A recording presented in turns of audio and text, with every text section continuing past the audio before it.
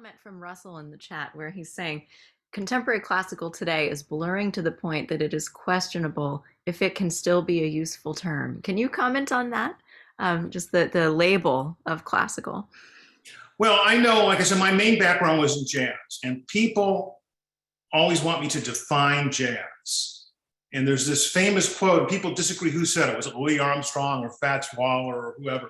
But basically someone asked this musician, well, how do you define it? And he said, if you have to define it, you better not mess with it.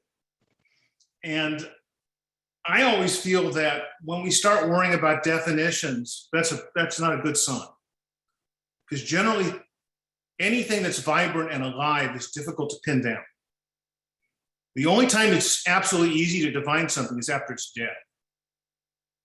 And the fact that we have difficulty agreeing on what exactly constitutes classical music, I think that's a positive sign. Interesting. And I feel the same way in the jazz world right now. It's very difficult to describe exactly what's going on because it's morphing and changing and expanding. Mm-hmm. So I think it's actually very difficult to define what classical music is, especially right now, but that's probably a very healthy sign. That's so interesting. I never thought about it like that, that genres are more like postmortems after the fact.